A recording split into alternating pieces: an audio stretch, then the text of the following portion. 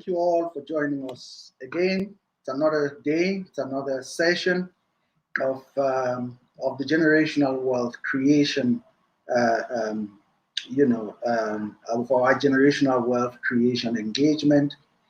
We've done this every week for the last, now we are on the 10th week.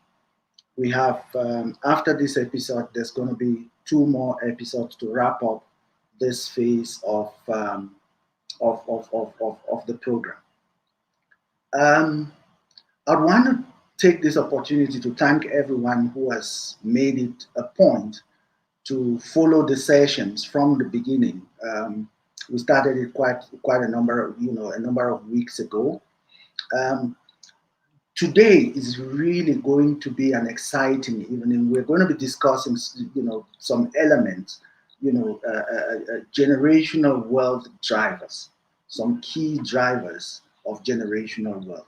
And these drivers actually bring structure to all the things that we've spoken before, all the different dimensions of wealth that we've spoken before. We bring them together under the generational wealth drivers. Yeah. So today we are going to look at elements of personal net worth. We're going to look at wills. We're going to look at trust. We'll look at some elements related to estate planning. But it's going to be a bumper show, and we will, we'll just kind of guide you through some of these things. And a key aspect of today is that I would like to say that grab yourself a pen, grab yourself a notebook, and make notes. Okay? I'll see you on the other side, and we get into the heart of the matter.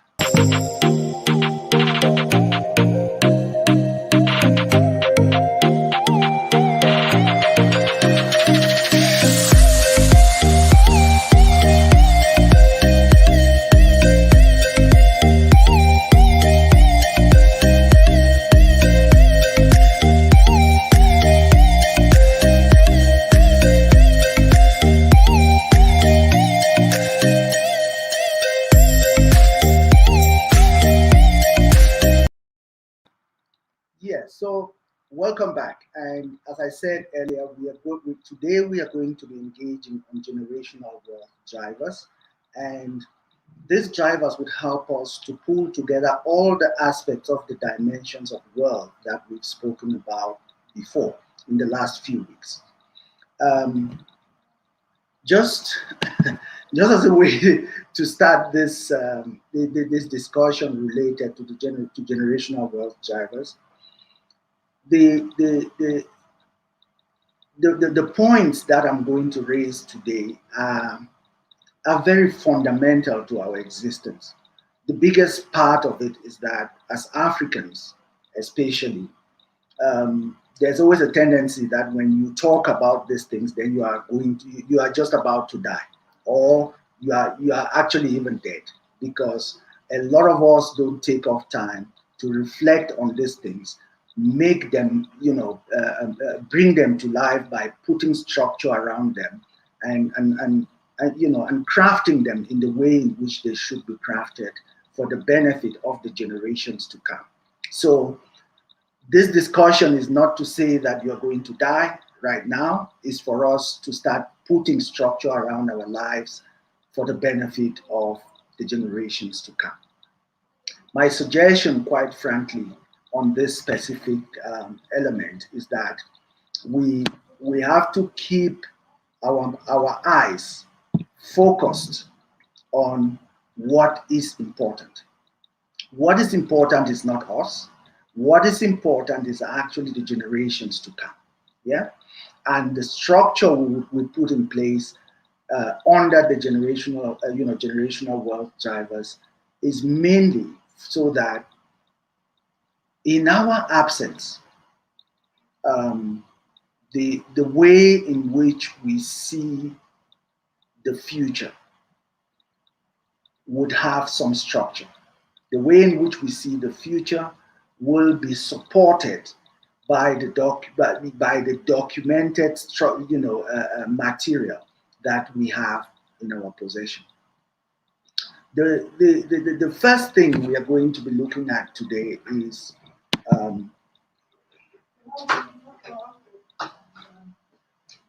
okay, thank you very much.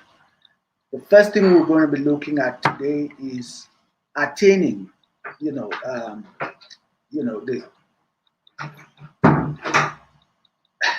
when we run some of these things, we have people coming in and going out, but that's good.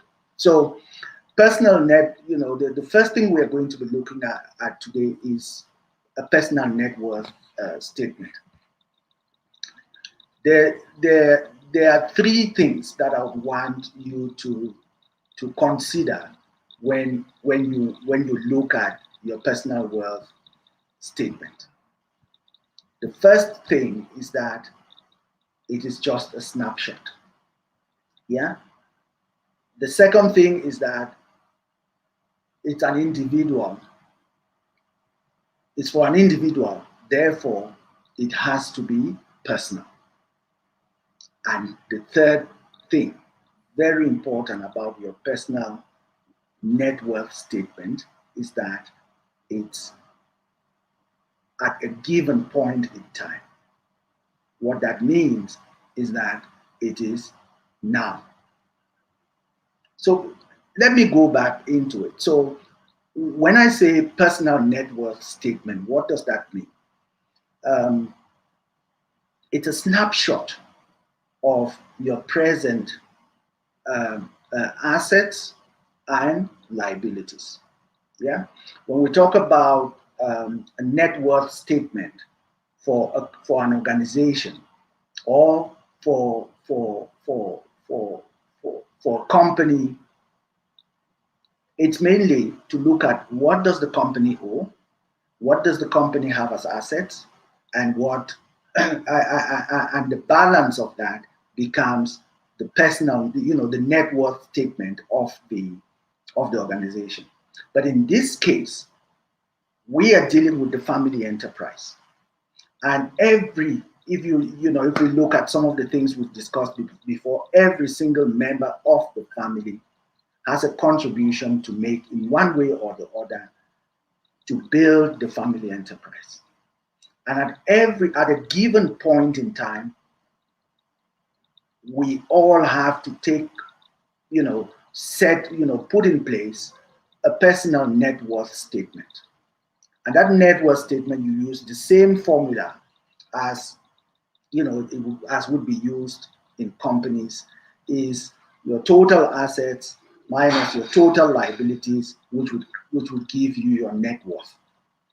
Generally, the advice is that, for you to engage on, to look at your personal net worth statement, it's actually good to do it biannually. So every 6 months, you just take a look at what your net worth statement is. You take a look at what your assets are and what your liabilities are, and you work at reducing those liabilities to a point where your assets, the benefits would accrue to the asset side, and the benefits would accrue of that specific action would accrue to the generations to come. Yeah. This means that at a given point or a stipulated point in your life, you have to take a snapshot of what your net worth is, and you do it biannually. And the intention should be, to have a snapshot of every 6 months. Every 6 months, yeah. For you to have a snapshot of every 6 months of your life, and those 6 months would inform how much you are reducing your liabilities and increasing your assets to achieve a positive asset ratio going into the future. So a personal net worth statement every 6 months is fundamental. The next thing we would look at is having a will and testament. So I have a confession to make. My wife and I, we did our last will when we, in 2009. And going through this journey, we have, every time we would say, we need to go back and check the will, we need to go back and check the will, because when you come to writing, to putting in place a will, the first thing that has to be in your mind is that it's a life document. It's not a document that you put in place or that you write, or they help you, the professionals in the field help you to put it together, and you store it away and you don't look at it ever again. Yeah? A will and testament has to be a live document. So getting back to my story, we realized that our last update on our will was in 2009. So my wife, we got into, a meeting and started the process of doing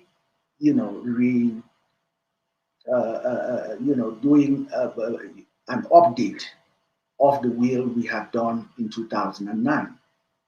And it was actually very revealing in the sense that what we had put in place in 2009 and the journey we've been through till now is actually influencing the way in which this will would look like going into the future.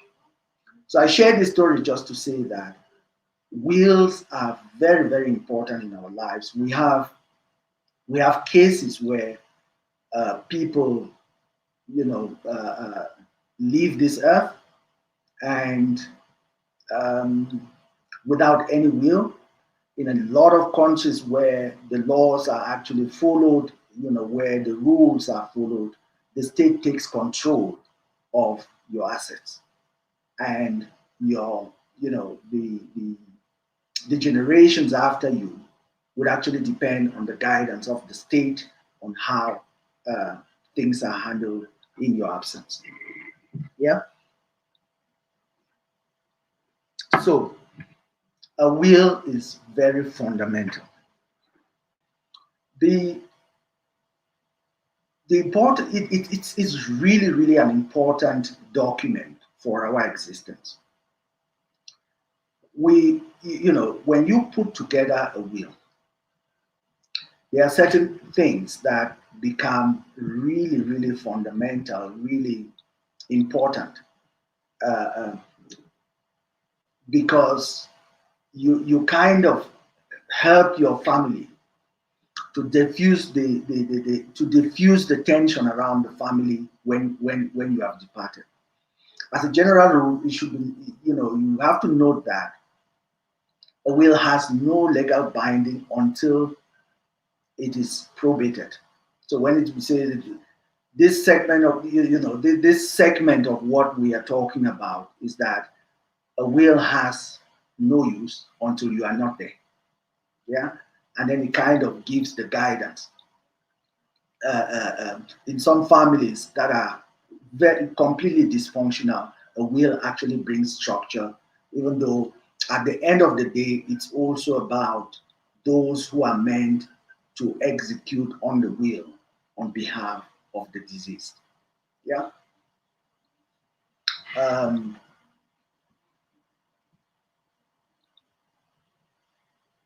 I don't want to, in some countries, so there's no reason why when we leave, we should not have a will. There's no reason whatsoever. In some countries, I live in South Africa. In a country like South Africa, if you have a bank account, your bank will do a will for you for free.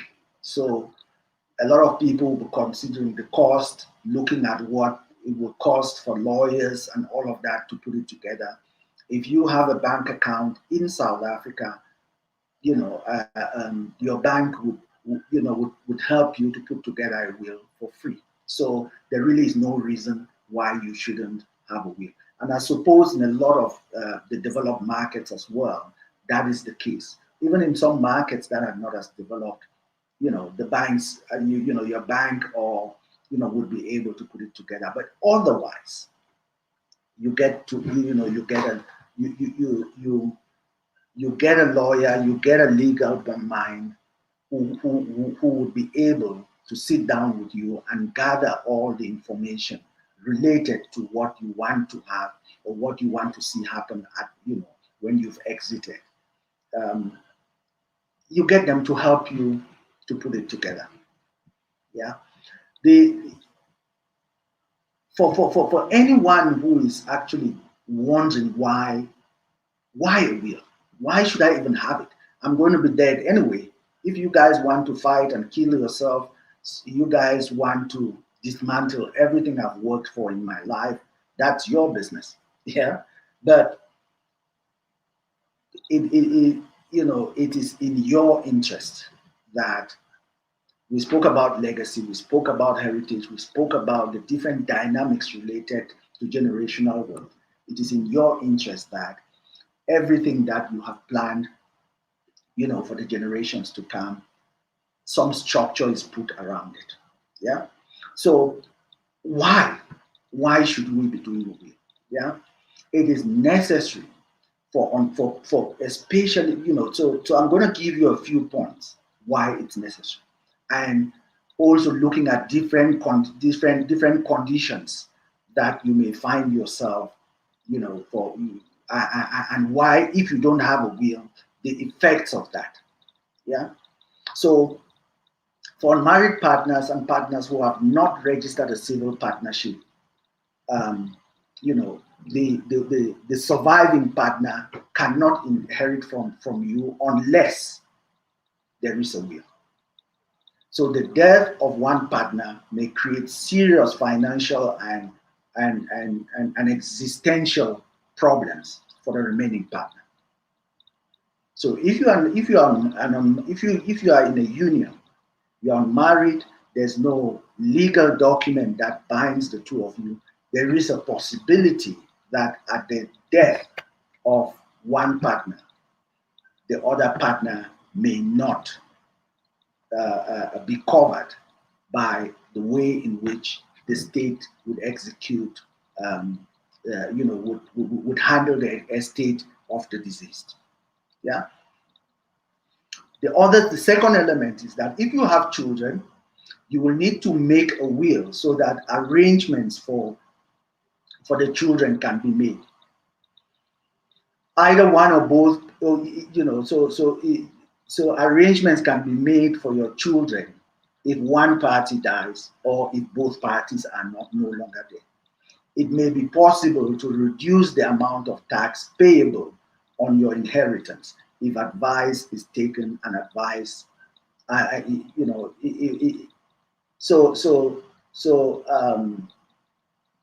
it could also be, as I said, it could be possible for the amount of tax to be reduced. I'm going to get into that a little bit later, but the main thing is that the state literally the amount of tax that is levied on an estate at the end of life of any of the partners or individuals, it's actually very huge. So there's a lot of money that would go out of the estate into the state's coffers if some kind of structure is not put around it. Yeah. The third very important aspect is that just imagine that your circumstances change.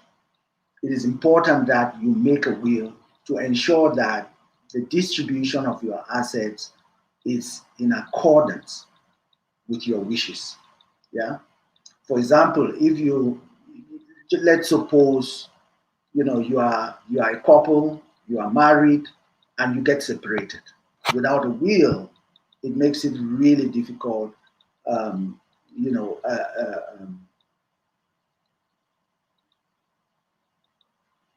So when you get separated, and then the one partner goes on and leaves, and starts a new life with someone else, it is absolutely important that at that point your will gets adjusted. Yeah. So, so circumstances in your life may change, and that's why every 6 months, every year, it has to be a life document. You go up onto it and look at it and make adjustments as time goes on. Your circumstances may change, that you may also have acquired a little bit, some other assets that you want to add on to the will, or you may have lost some of the assets you had mentioned in the will. If you are married or you entered into a civil partnership,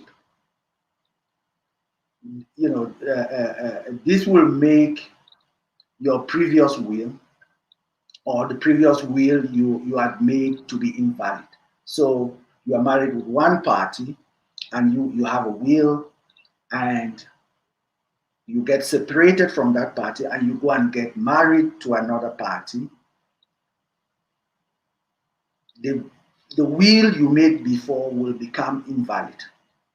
So it is very important that you consult, legal practitioners, so that you can sit down with them and so that they can guide you through the process of how to do a new will in your new circumstance. Yeah. So those are just some of the few things that I would like to mention around the will. It's very important. It's fundamental for our, while we live, to bring structure and make sure that when we are not here, there is some kind of guide, left for the people who, our surviving family members. There's some kind of structure that that is in place for our family members. There's a lot more related to the will. There's also we, because it's a live document, you are also allowed to change it. You are allowed to modify. You are allowed to do bring in what is called a codicil, which is a supplementary part. That's some kind of a supplementary element that you add to the will. The next thing we are going to to look at is related to a family trust. So we've spoken about a will, but a will does not really secure the assets in a way that it can be transferred fully to the next generation. And that's why my suggestion, my thoughts around this is that even when you have a will, you must consider also putting in place a family trust. Yeah, you must consider putting in place a family trust, and it's called, in some cases it will be called a testamentary trust. What that means is that when you the trust will be, so it becomes one of the clauses in your will that when you die, all your assets will be put in a trust. There are very, very important reasons why you would want to do that. I'm going to share a little bit about it, but the main idea is that you want to, when you structure your will, at the end of will, you have some clauses in there where you bundle all your assets and put it into a trust on behalf of the next generation to come. So what is a trust? We talk about a trust, we look at, so the idea around a trust is that you want to secure the assets for the beneficiaries of your assets going into the future. Yeah, you want to secure it, and there are different types of trust, but because our focus is very much around the family enterprise, I'll focus on the family trust. So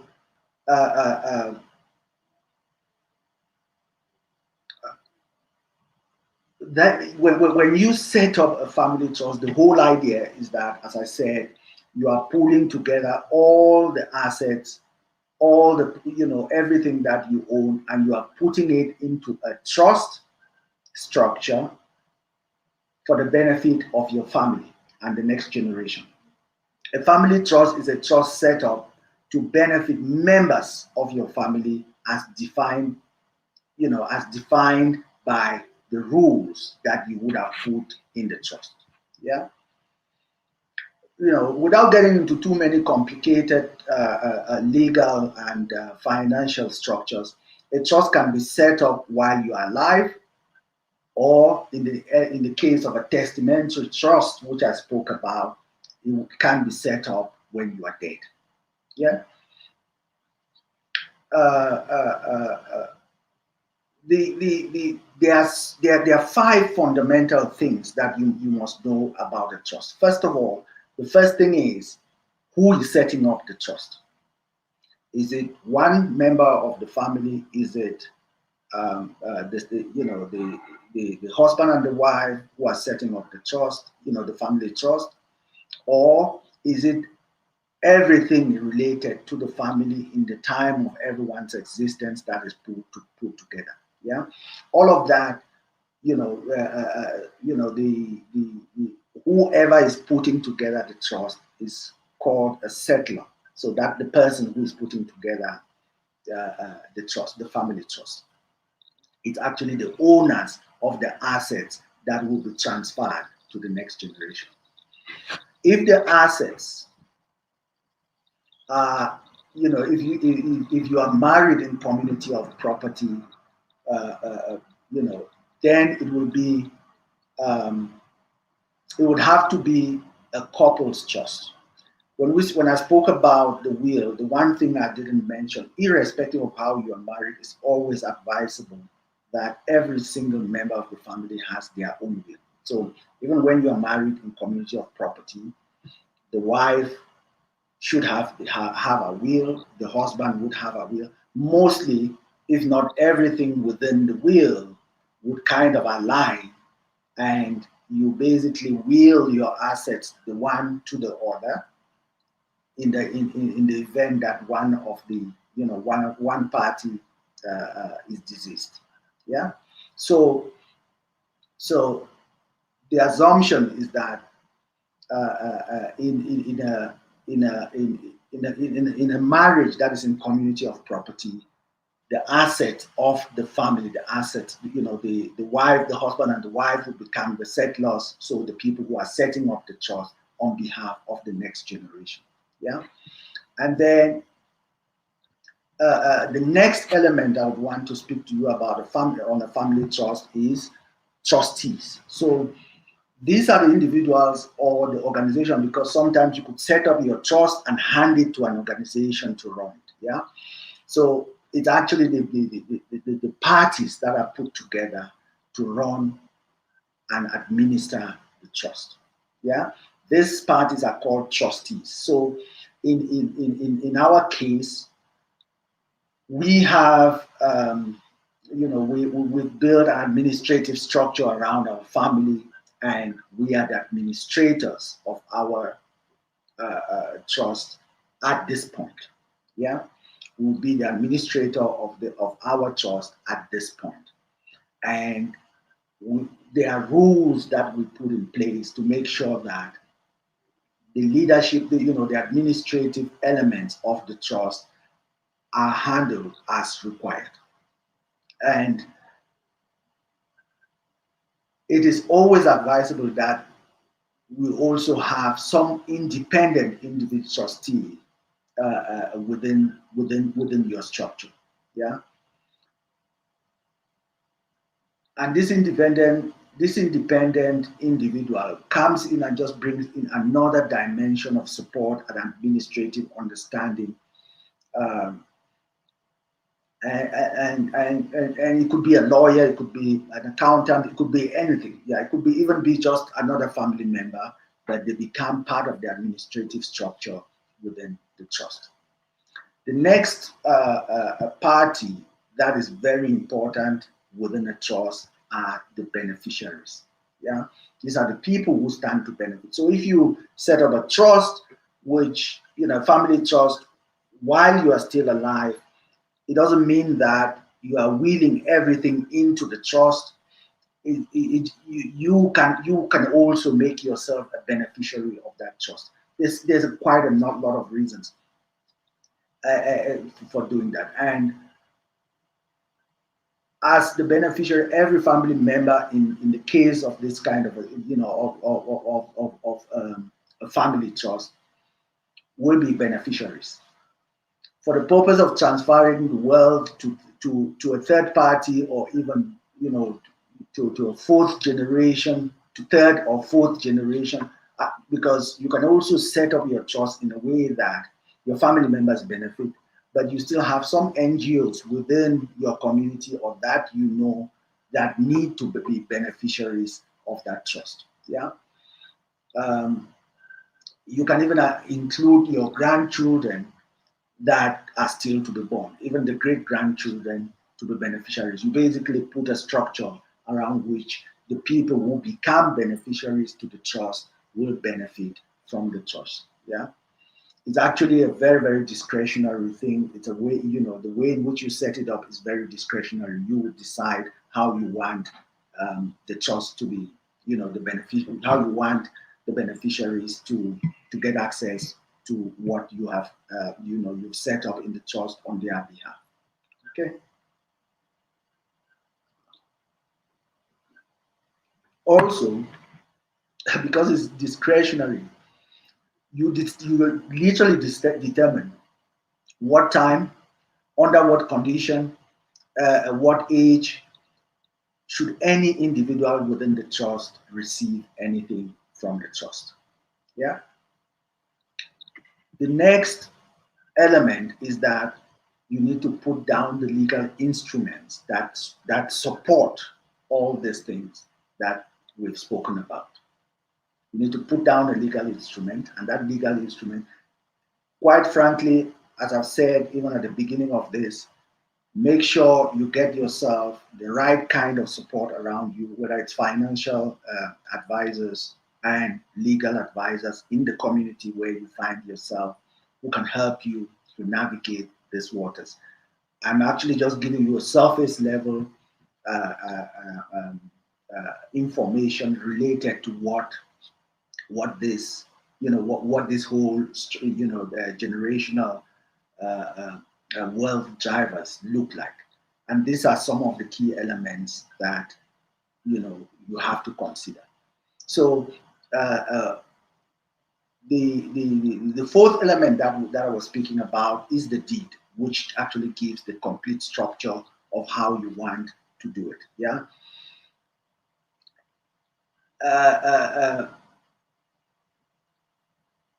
In order for your trust to be legally binding and also absorb your estate from some of the estate taxes that your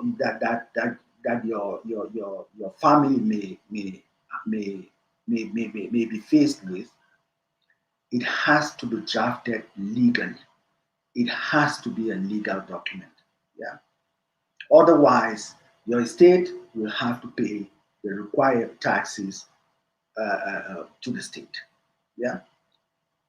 And the last one is the trust assets. And this is where I will go ahead to talk about something which I had a conversation with a friend, and he went like, "What?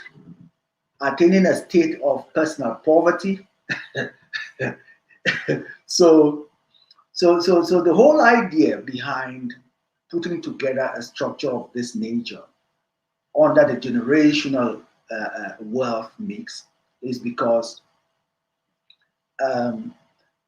you want to get to a point where, as an individual, as Mbi Mbapeh, I get to a place of personal poverty. Yeah. This status does not suggest that you will be, you will be completely broke, but to the extent that whatever we have, whatever we do, whatever we build right now is actually not about us. Yeah. And if we have that mindset, we would understand what it means to attain a state of personal poverty. Yeah. So the fact is that you gift all your assets into the trust. Yeah. You gift all your assets into the trust, albeit that even though you would also be a beneficiary to that trust. By structuring your assets in this way, you protect whatever you would have cultivated for your posterity. You basically protect it.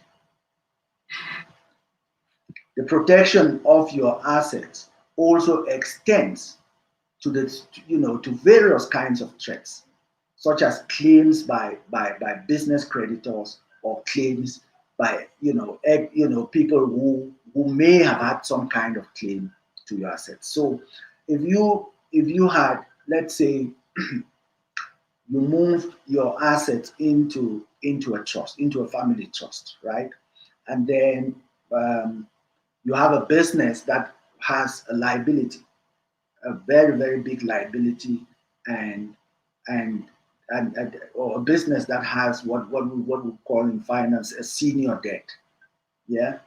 And the creditors want to access your assets in your absence when you are deceased to settle that debt.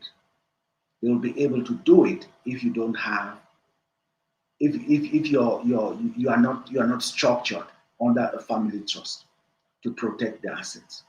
Yeah. So what that means is that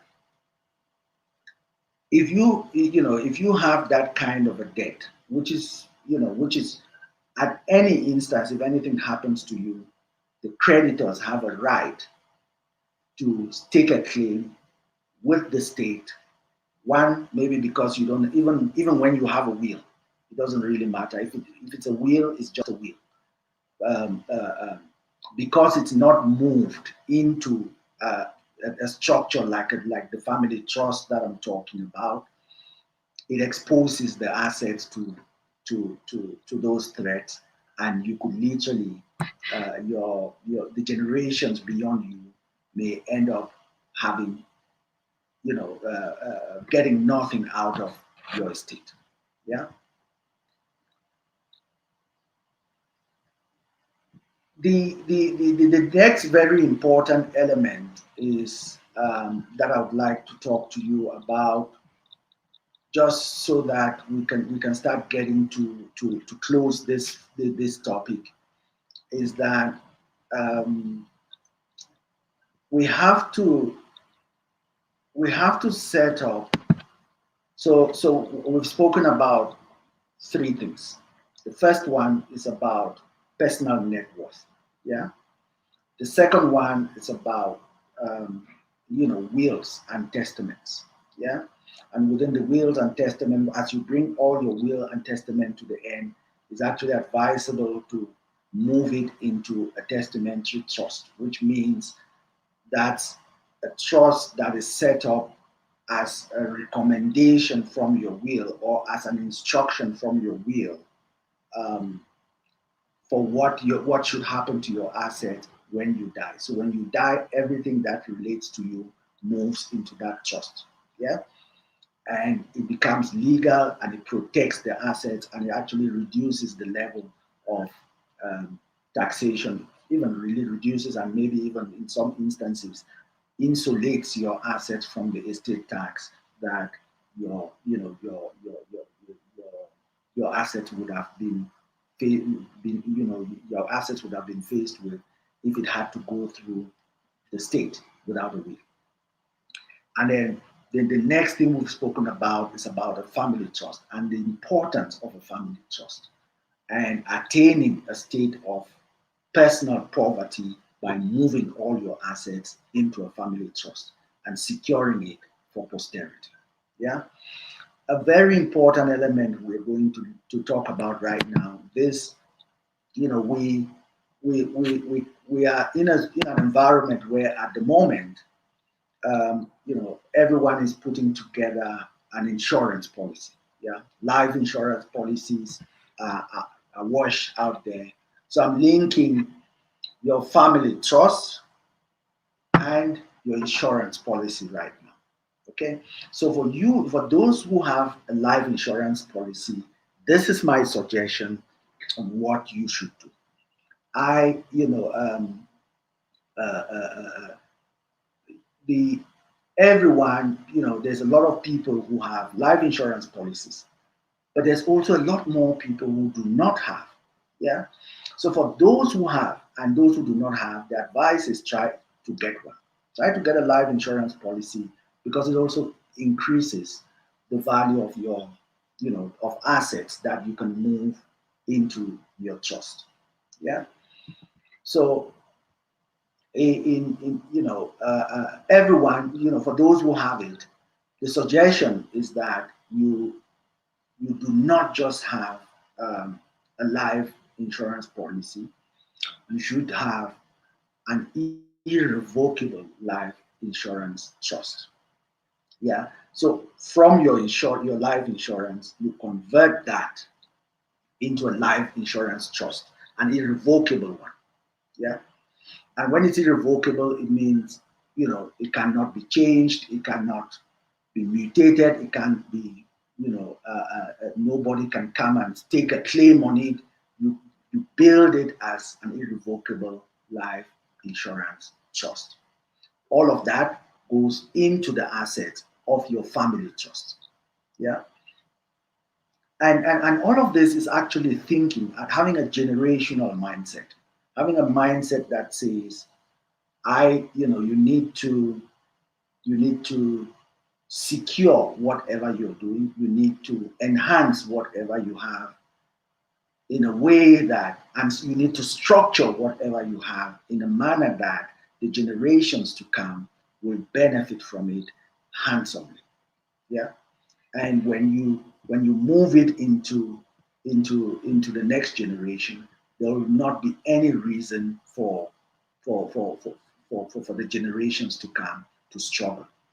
As it is, the one generation plants, the next generation waters the plant, the next generation grows the plant, and the fourth generation harvests the fruit. Yeah. So the beauty about our, getting into this kind of wisdom, getting into this kind of knowledge is that it gives us the opportunity to be able to do what is right by the next generation. Yeah. I hope that all these points that I've raised this evening are actually, they make sense to you, and that when you look at your life insurance again, you would think about it completely differently. You would now consider to move your present life insurance policy into an irrevocable life insurance trust. Yeah, so that it becomes an additional asset, for your family. Just to go into it a little bit, these are some of the things that moving your life insurance into an irrevocable life insurance trust. These are some of the things that some of the problems that it would solve for you. It will reduce the size of your estate, and thus your estate liability would also be reduced. It also reduces the amount of insurance coverage you need, since your estate tax bill will be lower. Yeah. So the bill that you would have as your uh, uh, the bill you would have for your estate tax will be lower. So it reduces the amount of your insurance that you pay for the insurance coverage that you are taking. Yeah. It will also help you to protect the cash value of your life insurance policy. So let's say your life insurance policy was 1 million rand, $1 million, 1 million euros, 1 million whatever. Yeah.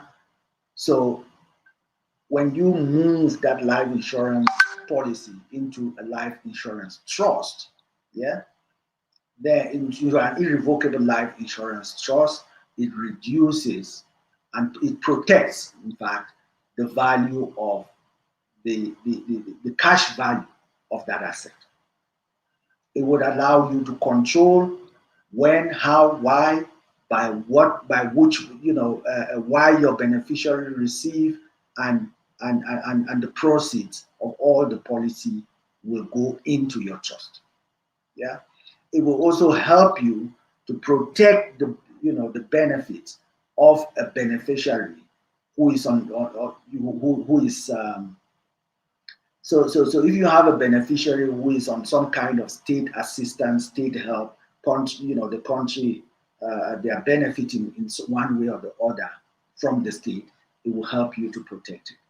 And then from a cash perspective, a cash-based insurance policy in your name. When you hold a cash-based insurance policy in your name, there is a big possibility that at your death, any ruthless creditor would be within their right to come and seize or attach that policy payout to settle any claims against you. So using this, this model, you protect your life insurance policy, you secure it for the next generation.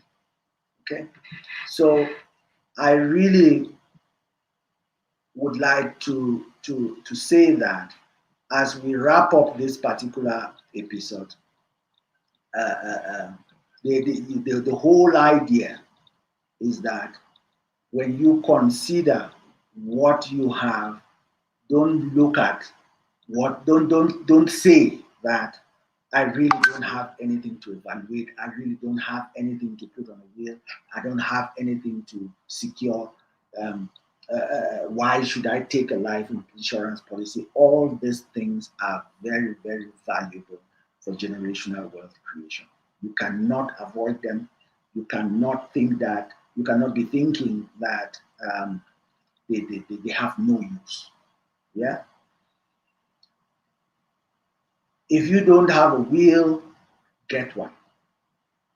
If you've not within the will, one suggestion is that you can make it to be, you can give instructions in the will that it becomes a testamentary trust to protect all the assets from unscrupulous creditors who may just want to attach everything and leave your family wanting. Yeah. If you don't have, you've not thought about a family trust, consider one. Get a legal mind, get someone. There must be somebody who can sit down with you and put together a family trust. And in all of it, also get a life insurance policy for those who have. Make that life insurance policy an irrevocable life insurance trust to secure the proceeds from that life insurance policy when you die. Okay? So thank you all so much for spending the time with me this evening. And I look forward to our next episode. Next week, we'll be talking about something very exciting related to there is also generational wealth drivers, but this goes now into the family itself. Some of the elements that we need to have in place, and some of the elements we need to consider as we go through our days. Yeah. Thank you all so much for joining us, and I look forward to connecting with you again sometime next week. Don't forget to engage, get on to connect with us on all our platforms, on social media, and also for those who want a copy of Generational Wealth Creation, inbox me on any of the platforms, and we'll make arrangements for you to get a copy. Thank you very much, and enjoy the rest of your evening, and God bless you.